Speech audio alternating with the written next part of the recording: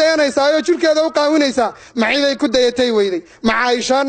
cid lagu dayda ahayn ma cidaad ku dayataad weydey maxaa faqriga kaa dhigay diin faqriga ilaahay kumuu siinin ilaahay wuxuu ku siiyey diin hodan oo dhinac walba buuxda walaalayaal dumarow ilaahay ka baqa dumarow waxaa ku dadaashaan sitriga iyo asturnaanta iyo cafaafka iyo dhowrsoonaanta dumarow ilaahay ka baqa oo ilaahay nafihiina uga baqa nebi maxamed calayhi salaatu wasalaam wuxuu sheegay dadka naar gelaya ugu badan ee uu arkay inay dumar yihiin waxaa lagu nebi maxamedow haddaanu dumar nahay maxaanu ragdo ugaga badannay naarta rasuulku sala allahu calayh wasalam wuxuu yidhi waa ka macsiye badantiin dumarow quruxdiinna aad qaawinaysaan ee aad shaaricyada la maraysaan ee aad suuqaqa dhigdhigaysaan iska daaya maxaad rakhiis isaga dhigaysaa isagoo ilaahay qaali kaa dhigay gurigiinna iska joog buu ilaahay kugu yidhi waqarna fii buyuutikunna walaa tabarrujna tabarruja aljaahiliyati aluula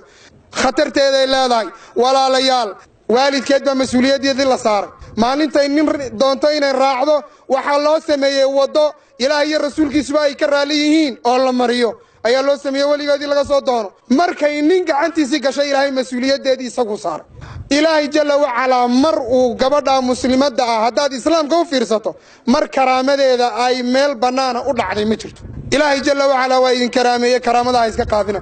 wax kasta oo waxa weeyaan la kantarooli waayaa mushkilad bay yeeshaan